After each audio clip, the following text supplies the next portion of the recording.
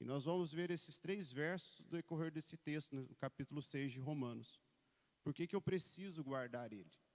Só que melhor do que guardar é colocar eles em prática na minha vida. Então vamos ler lá. Capítulo 6, nós vamos ler a partir do versículo 5. Logo no primeiro capítulo ali, o apóstolo Paulo, ele continua um discurso que ele fala sobre graça, sobre a liberdade que a graça nos proporciona e sobre a prisão que a lei causava sobre as pessoas naquela época. E no capítulo 5 diz assim, versículo 5. Porque se fomos unidos com ele na semelhança da sua morte, certamente o seremos também na semelhança da sua ressurreição.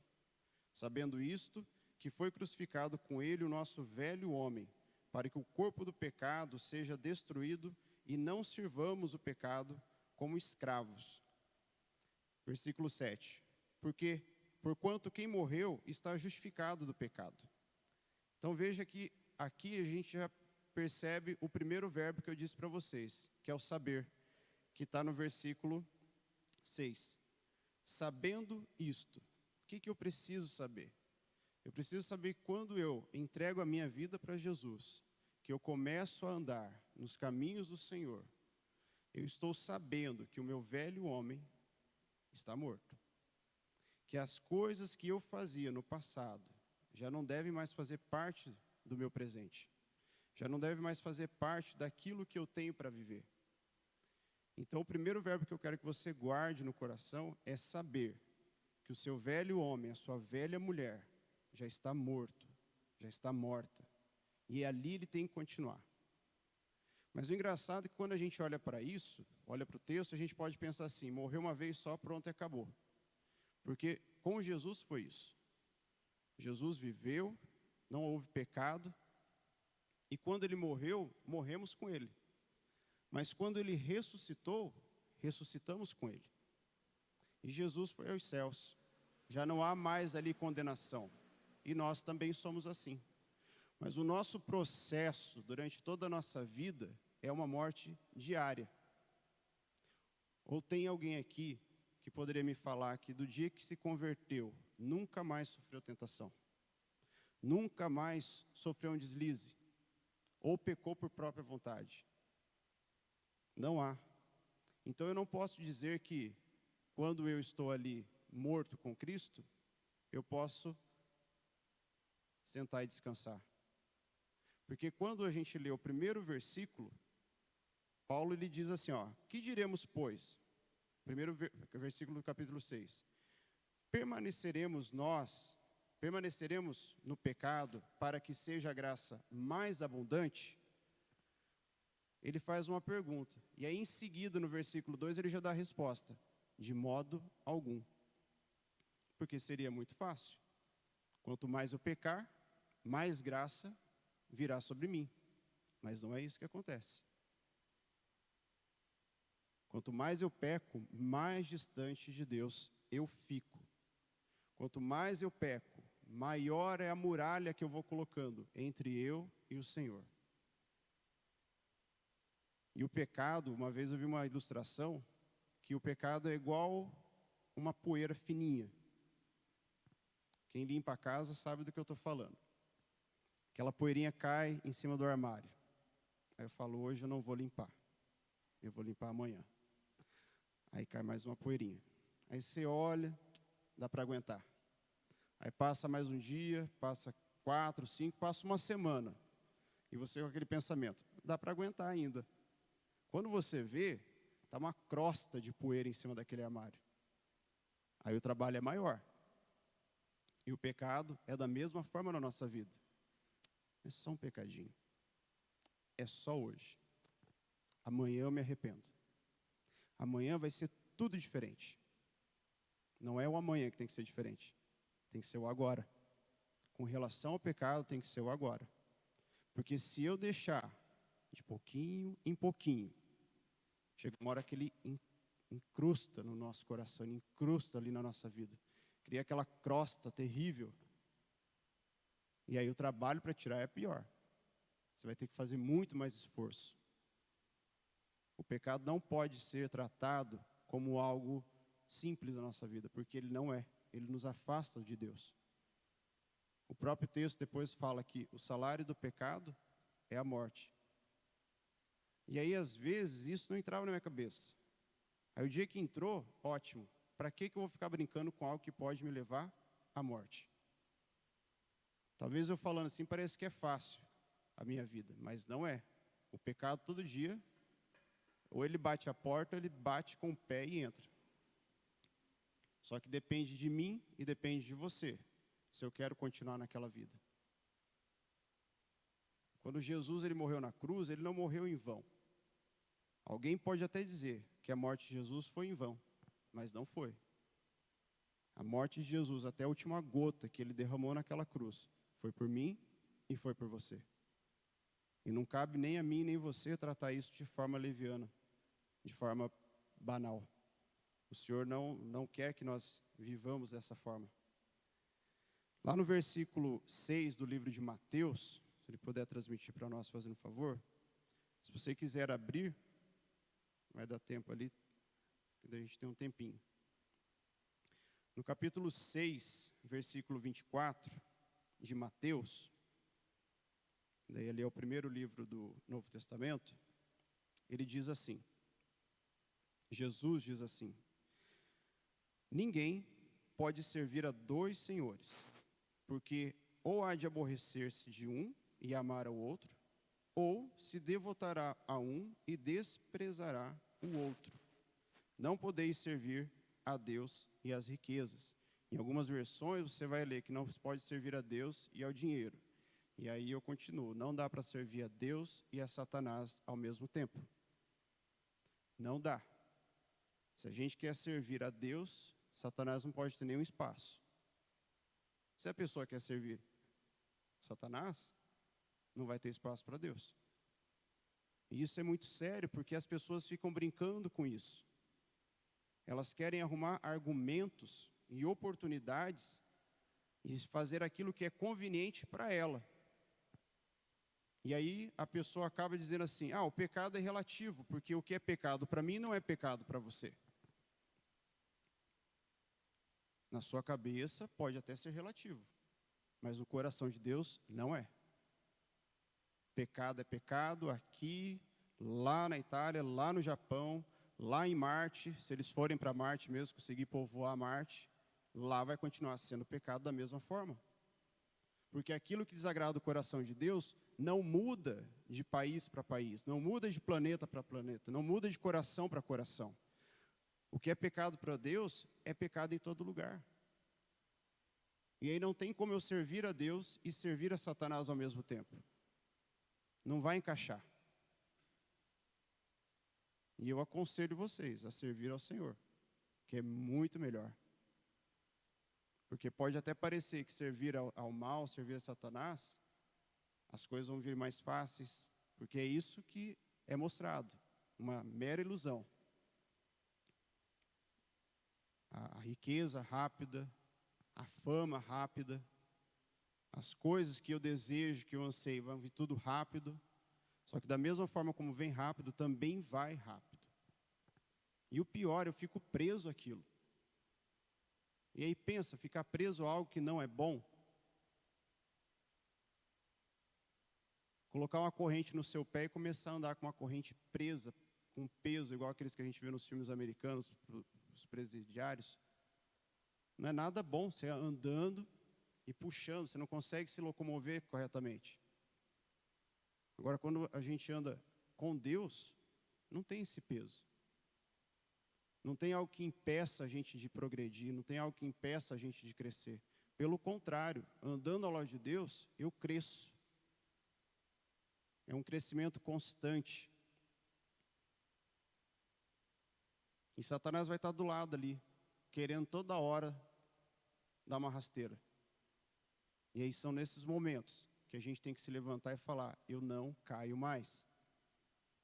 Aqui você não tem mais ação, aqui você não tem mais autoridade, porque a minha vida já está sepultada com o Senhor, e eu já ressuscitei com Jesus. Todas as vezes que o pecado vier e ficar atormentando a nossa cabeça, a gente tem que se levantar e manifestar de forma bem forte.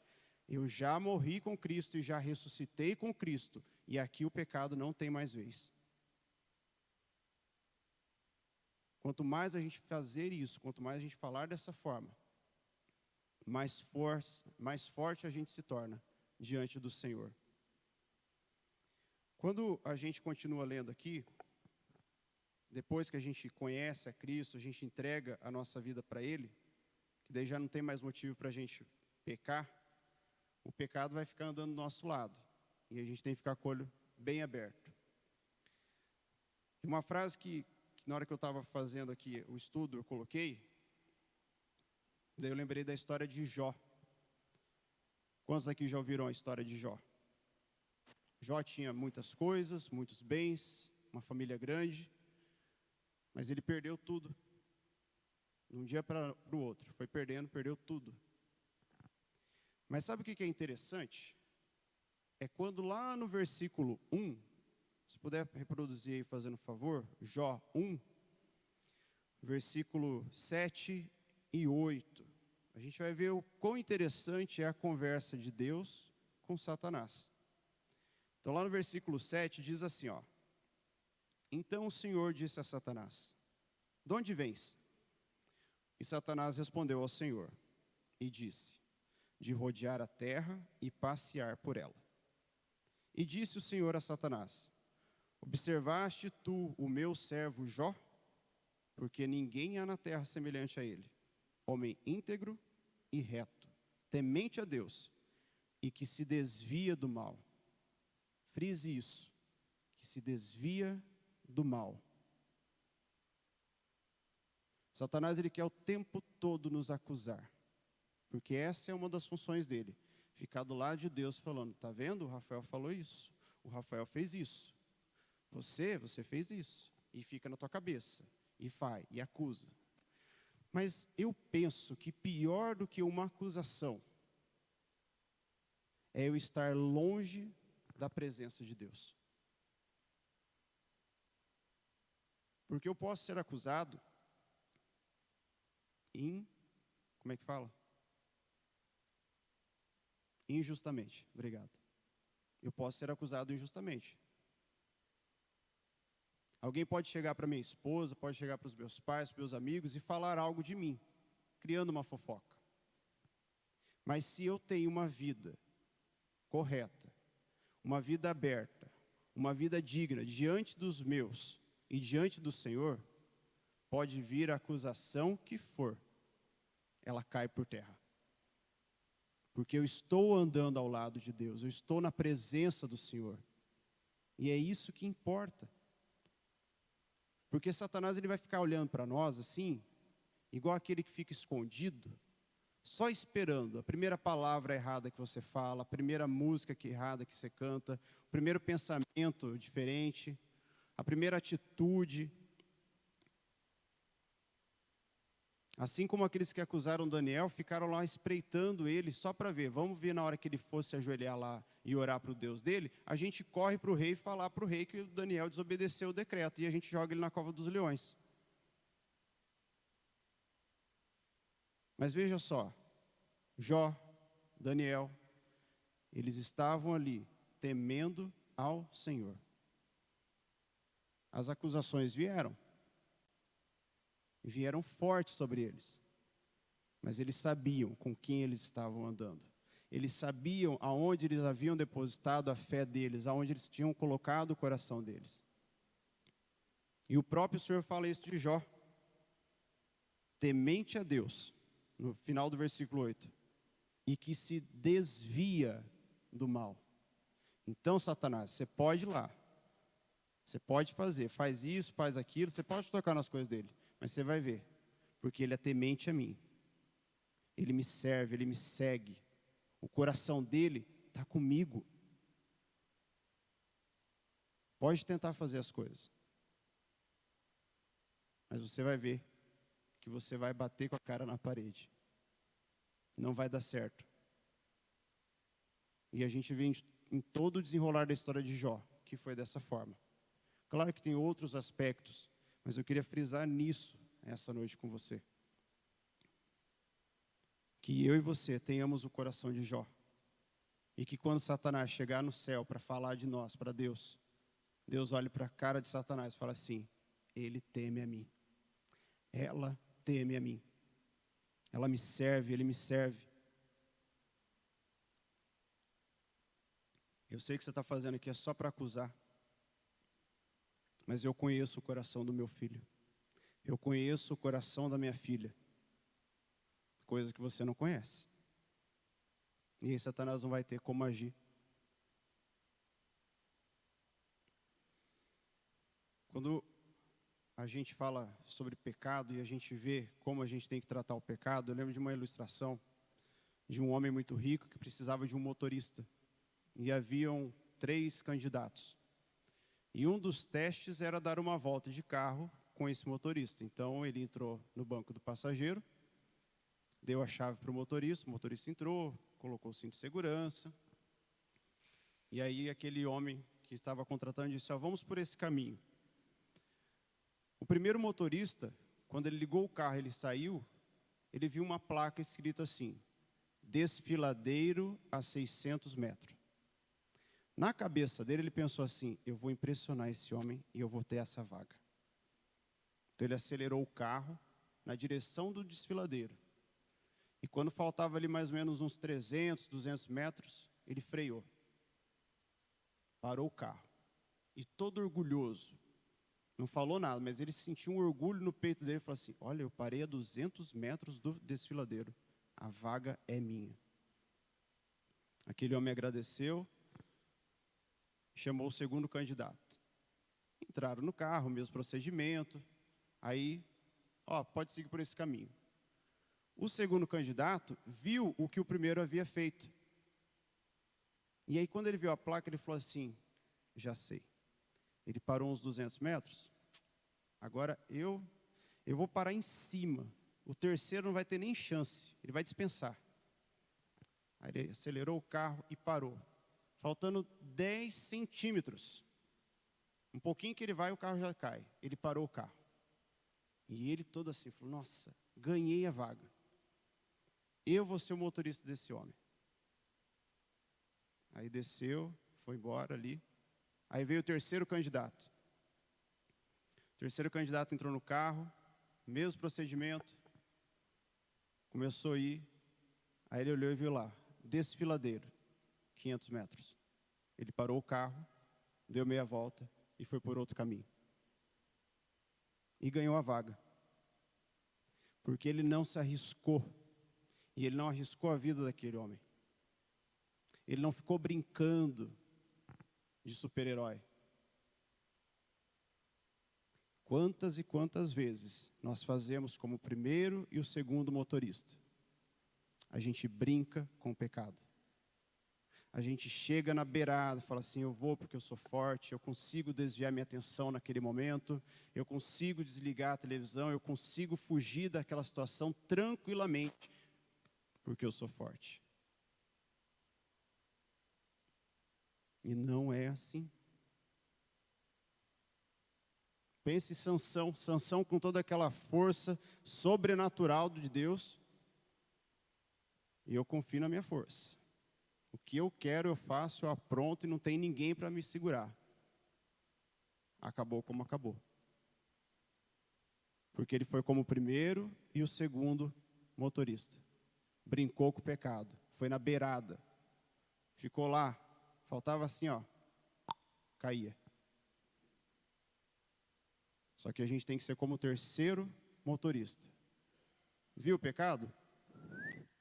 Vira. Nem tenta falar assim: não, eu vou dar uma desviada assim só para o ladinho. Vou passar do lado aqui, Não. Não faça isso. E quantas vezes a gente fez, não é mesmo? Eu já fiz isso. Eu vou ali, eu consigo. Eu consigo vencer esse pecado. Porque eu já tenho sabedoria. E aí quando a gente confia na nossa própria sabedoria, confia na nossa própria força, confia em nós mesmos, a gente cai. E Deus não quer isso da gente. Deus, Ele quer uma atitude nossa de que a gente vê o pecado, a gente vira e vai para o outro lado. Mesmo que aquilo ali custe uma amizade, mesmo que aquilo ali custe talvez um emprego. Porque quando você morrer, aquela amizade, aquele emprego, ou seja, aquilo que você não quis sacrificar ali para não deixar de pecar, aquilo não vai te levar para o céu. Agora, a sua atitude de se desviar do mal, de desviar do pecado, e olhar para a cruz, olhar para Deus e ir em direção a Ele, isso sim nos garante a salvação eterna.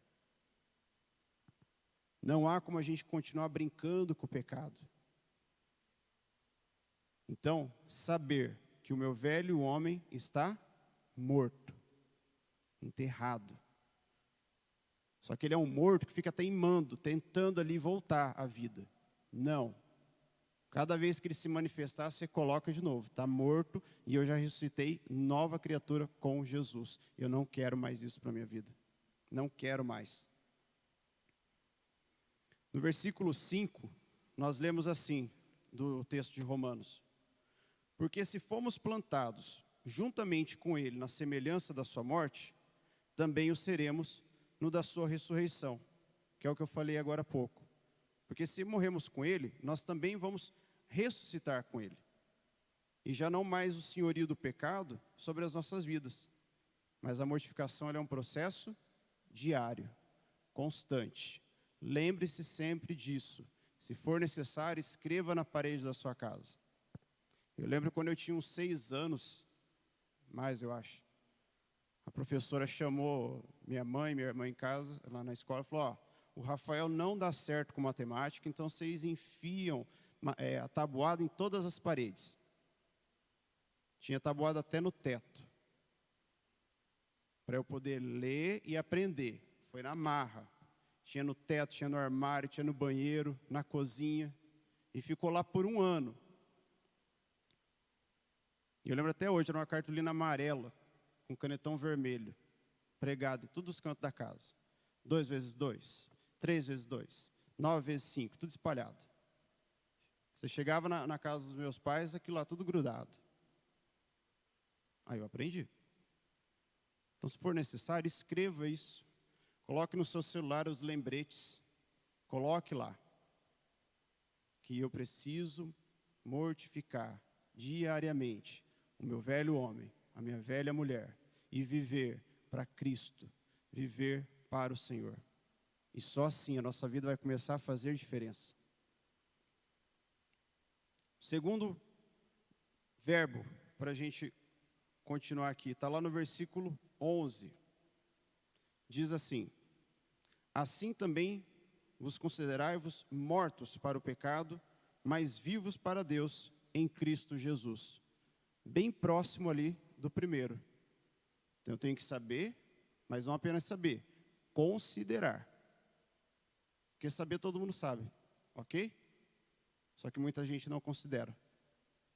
E aí um tem que andar de mão dada com o outro. Eu tenho que saber que estou morto e considerai-vos mortos para o pecado, mas vivos para Deus. Saber, considerar. E o terceiro, apresentar, que está lá no versículo 13. Na segunda parte ali do versículo 13. Eu vou ler desde o começo. Nem ofereçais cada um os membros do seu corpo ao pecado como instrumento de iniquidade, mas apresentai-vos a Deus. Em algumas versões vai estar escrito oferecei-vos como ressurretos dentre os mortos, e os vossos membros a Deus como instrumentos de justiça, porque o pecado não terá domínio sobre vós, pois não estáis debaixo da lei, e sim da graça. E isso é maravilhoso para a gente ouvir e guardar, que a gente não vive debaixo da lei, a gente vive debaixo da graça. Então, o primeiro verbo, saber que o meu velho homem, a minha velha mulher está morto. Segundo, considerai-vos mortos para o pecado, com toda a sua força. E terceiro, apresentai-vos a Deus como instrumento de justiça. E aí eu fui pesquisar essa questão de instrumento de justiça, e aí eu encontrei assim, que aqui, nesse apresentar, no versículo 13, significa que nós não devemos dedicar os nossos membros, mãos, língua, o nosso corpo, como se estivesse sob a direção de paixões pecaminosas e desejos corruptos, para realizar os propósitos de iniquidade. Não devemos fazer dos membros do nosso corpo os escravos do pecado reinando dentro de nós. E há várias passagens na Bíblia que fala, cuida com o que você fala. Sua língua ela é como uma fagulha numa floresta. Uma palavrinha já incendeia tudo. E como o fogo é rápido. Ontem mesmo a gente estava lá no ginásio tendo treino e alguém foi e ateou fogo num cantinho lá da mata seca. Aquilo se alastrou assim por uma dimensão enorme lá no Conjunto Guarani. Aí eu chamei o bombeiro e foi um trabalho difícil para eles. Porque a vegetação seca. E às vezes a gente pensa assim, pecado. Pecado é trair. Pecado é fornicação. Pecado é roubar, é matar. Agora eu conversar com a minha vizinha, sabe, criar calo no meu cotovelo, tricotando com ela sobre a vida dos outros, não é, eu só estou falando. É pecado. Eu só olhei uma ceninha lá num filme que não é assim para cristão, mas eu vi assim, passou. Pode até passar, o ruim é quando você volta. E aí você permanece naquilo. Cuide com o que os olhos veem, com o que os seus ouvidos ouvem, com aquilo que você fala. Que os nossos membros sejam como instrumentos de justiça, assim como está no texto. Lá em 1 Coríntios 6:20, ele fala assim: vocês foram comprados por alto preço, portanto, glorifiquem a Deus com o corpo de vocês. Veja a dimensão desse versículo. Vocês foram comprados por alto preço. Glorifiquem a Deus com o corpo de vocês. A gente pode pensar assim, glorificar só na hora que eu estou na igreja, no louvor, ainda mais quando é digno de glória, que fala assim, levantamos nossas mãos. Nessa hora eu estou glorificando. Você está glorificando na hora que você está levantando a mão, na hora que você está sentado, na hora que você está andando na rua. E principalmente, quando você está sozinho, que é aquele momento que você acha que ninguém está vendo você fazendo coisa errada, e aí você está pensando assim, eu estou isento de culpa. Mas naquele momento também, quando você está sozinho, quando eu estou sozinho, eu estou glorificando a Deus com as minhas atitudes. Glorificar vai muito além de erguer a mão durante o louvor. E para finalizar, irmãos, essa nossa ministração, se você mudou a página, volta lá em Romanos 6, nós vamos ler o versículo 16.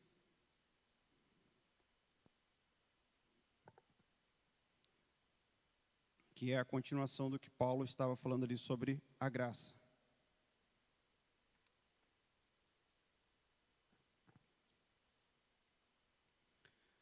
E o versículo 16 diz assim: não sabem que, quando vocês se oferecem a alguém para lhe obedecer como escravos, tornam-se escravos daquele a quem obedecem?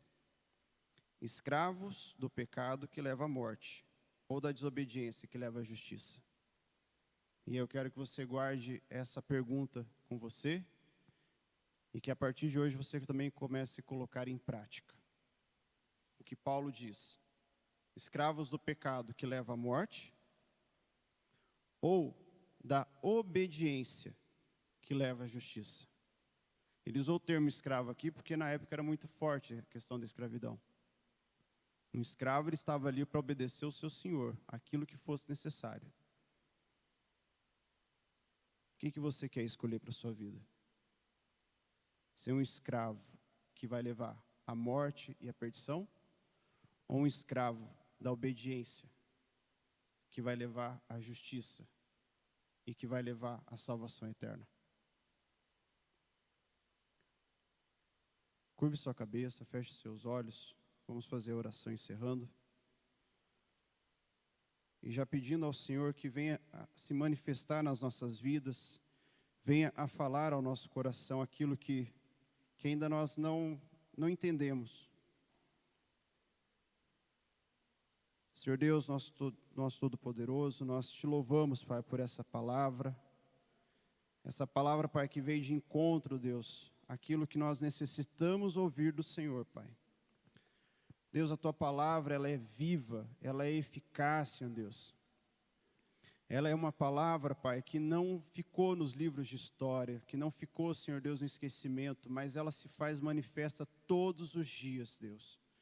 E é maravilhoso saber, Pai, que o Senhor está presente ao nosso lado. Senhor Deus, nós queremos te pedir perdão por todas as vezes que nós pecamos contra o Senhor. Por toda palavra, Pai, por todo olhar, por cada atitude, por cada pensamento. Tudo aquilo, Pai, que colocou uma barreira entre nós e o Senhor. Te pedimos perdão, Pai, por as vezes que nós viramos as costas a Ti e dissemos: eu tomo conta da minha vida. Eu tomo as rédeas, eu tenho força, eu tenho sabedoria para continuar, para enfrentar esse mal, para enfrentar esse pecado. Nós te pedimos perdão, Senhor Deus, pela nossa ignorância, Senhor Deus.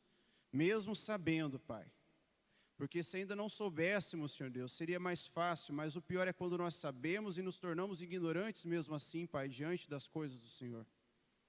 Pai, que nessa noite nós possamos, ao voltar para nossas casas, Senhor Deus, ter essa palavra que o Senhor trouxe a nós, que ela continue, Senhor Deus, frutificando dentro dos nossos corações, que ela continue trazendo, Senhor Deus, a revelação que nós precisamos. Senhor Deus, se ainda há algo, caminho mal em nós, Pai, que o Senhor nos traga, Senhor Deus, essa revelação, que o Senhor nos traga à memória algo, Pai, que nós fazemos e que nós não confessamos ainda a Ti, Pai. Que todos os pecados, Senhor Deus, que cometíamos, fique lá no passado, enterrado, no mar do esquecimento. E que a partir deste momento, Senhor Deus, nós possamos andar livres ao Teu lado, Pai. Possamos andar, Senhor Deus, em direção à coroa da vida que o Senhor tem guardado àqueles que vão persistir até o final. Senhor Deus, que todas as vezes que Satanás se levantar contra nós, nós saibamos quem está ao nosso lado, nos fortalecendo, nos dando a força necessária para vencer todas as adversidades. Senhor Deus, que ao vermos o pecado, Pai, nós tenhamos a atitude daquele terceiro motorista que não foi brincar, mas se desviou, Pai, e foi para outro caminho. Foi para o lado contrário. Senhor Deus, que nós tenhamos, Pai, também um coração de Jó, Senhor Deus, e que quando Satanás for lá nos acusar, o Senhor diga com todas as palavras, Pai: Ele é temente a mim, Ele me serve, o coração dele está comigo. Não há acusação sobre o meu filho, não há acusação sobre a minha filha. Deus, nós te louvamos, Pai, te louvamos pelo sacrifício de Jesus na cruz. Te louvamos, Senhor Deus, por aquelas maravilhas que o Senhor tem operado em nós e através de nós e que vai continuar operando, Pai, vai continuar manifestando. Pai, nós te louvamos nessa noite, Pai. Que noite maravilhosa, Pai, que a Tua palavra veio nos trazer esse entendimento. Nós te glorificamos, Pai. O Senhor é digno de toda glória, de toda honra, de toda força, de todo poder, para todo sempre, Pai. Louvado seja, Pai, o Teu santo e doce nome, para todo sempre. Amém, Senhor Deus. Amém. Amém, irmãos? Domingo estaremos aqui, com a graça de Deus, às 7 horas. Traga convidados, que a gente ainda tem espaço para acomodar todo mundo confortavelmente. E eu aguardo todos vocês no domingo. Vão em paz.